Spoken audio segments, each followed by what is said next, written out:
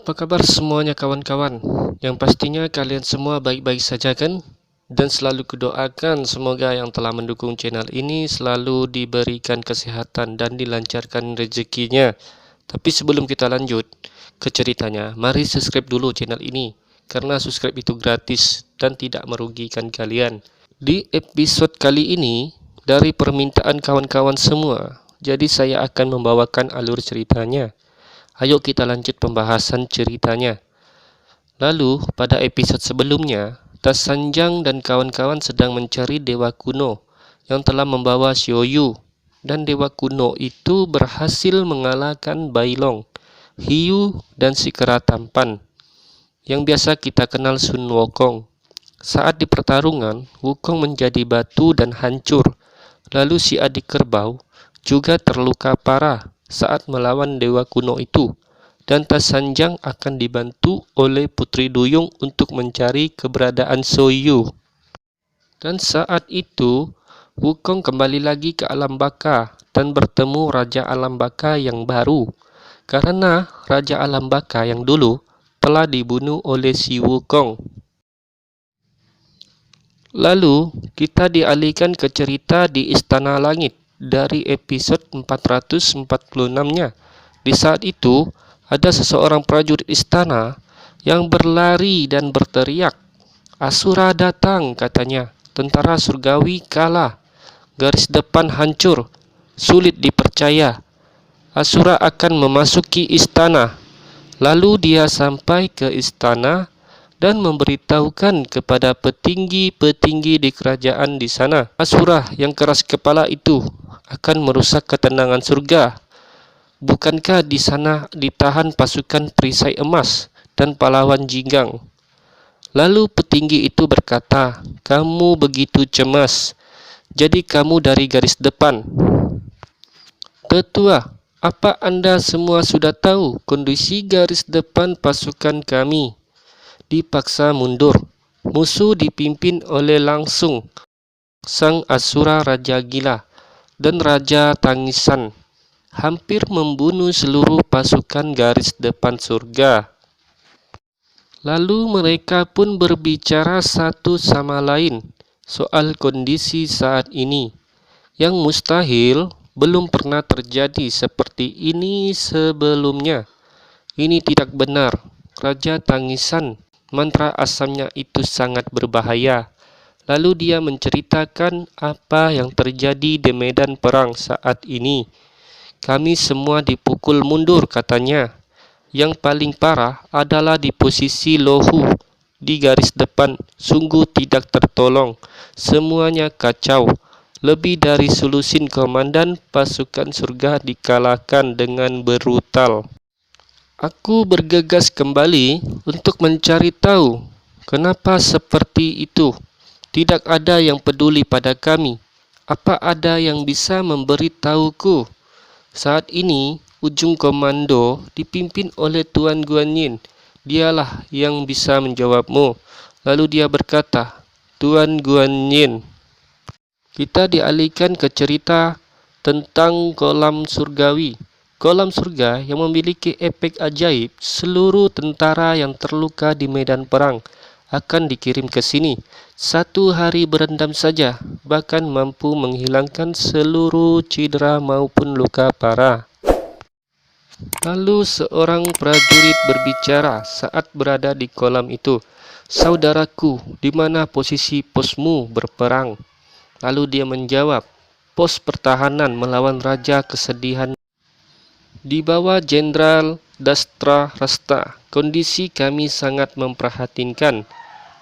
Kata temannya, "Kami di front barat juga ya sama, sangat menyedihkan. Mereka ini adalah prajurit yang telah berperang, namun terluka. Jadi mereka harus beristirahat dan mandi di kolam itu, agar lukanya mereka sembuh." Lalu, lanjut ceritanya. "Akankah situasi kita bisa lebih baik? Perang dengan Asura ini telah begitu lama. Kali ini mereka tampak lebih bengis dan kejam," katanya. "Aku sungguh tidak tahan dengan instruksi dari atas. Mereka seakan sengaja menyerahkan garis depan. Para komandan grup juga tidak berdaya. Ini seperti bunuh diri, kata prajurit itu. Aku juga mendengar bahwa atasan memang menahan bantuan untuk garis depan. Wajar kami kalah. Mereka tidak berada di garis depan, atau mungkin hanya memperhitungkan dari atas meja. Apa mau mereka? Mungkin jika komando di bawah Jenderal Mata Tiga, kita akan lebih baik.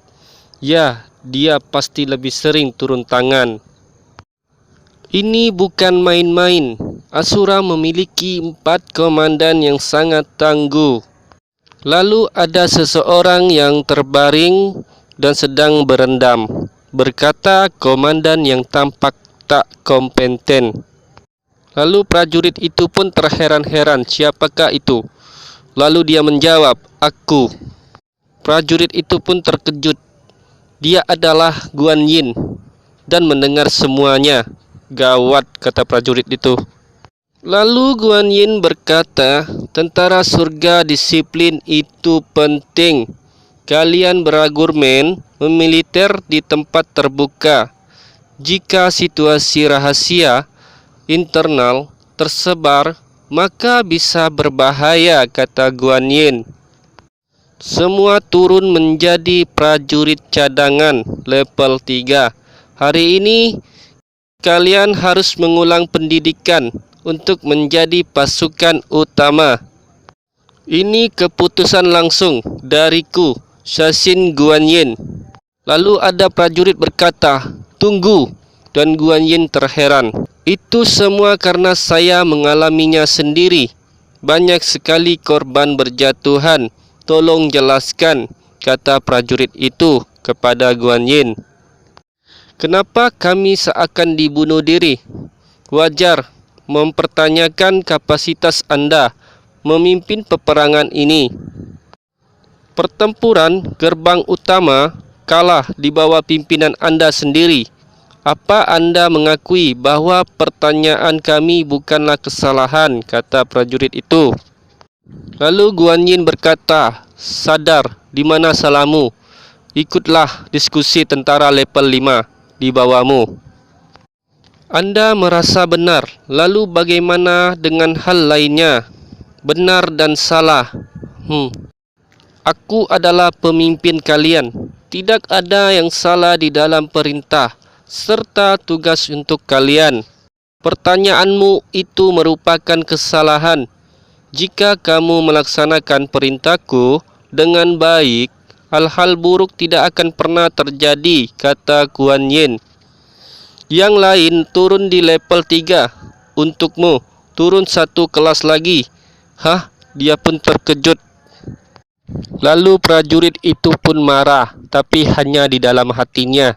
Pengecut, bajingan, tak masuk akal, kata prajurit itu.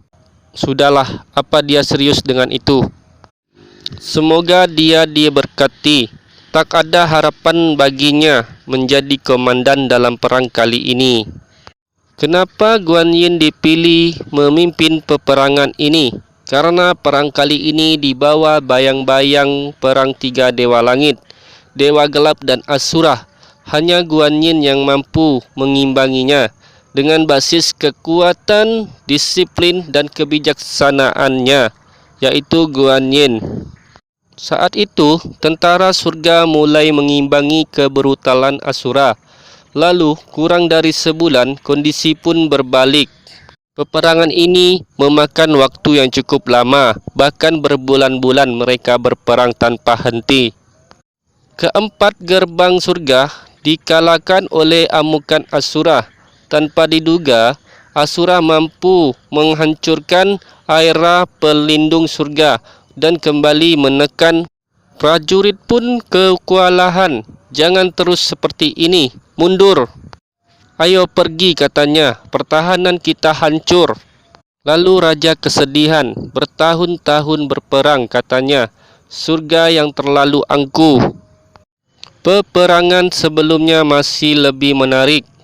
Konyol, kemana mereka pikir bisa pergi atau melarikan diri? maksudnya Raja Kesedihan.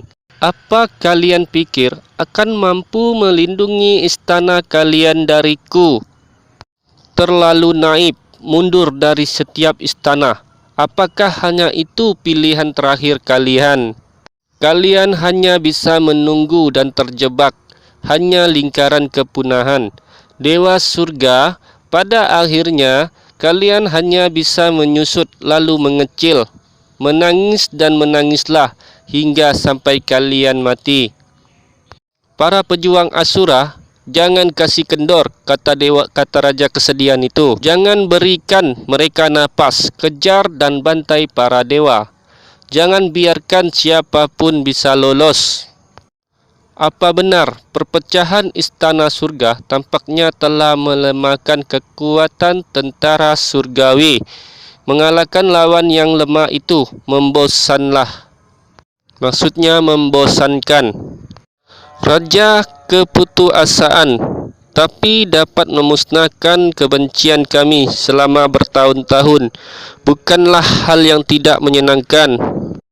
Tentara surga lari tunggang langgang ketakutan. Tidak ada resistensi dari kekuatan panas ini sama sekali. Dilihat dari posisi istana surga, mereka sangat kacau. Waktu peperangan ini akan segera habis. Lalu raja itu memerintahkan pasukan burungnya untuk menyerang istana langit atau prajurit istana langit. Pasti ada mereka yang gagal dan putus asa. Untuk mereka yang berhasil, hancurlah formasi dewa perang, katanya. Ya teman-teman, bersambung dulu teman-teman. Dan minta maaf, soalnya udah dekat maghrib. Jadi nanti saya upload lagi video selanjutnya. Jangan lupa subscribe, dukung terus channel ini. Semoga rezeki kalian dilancarkan dimanapun kalian berada. Sukses selalu kawan-kawan, sampai jumpa.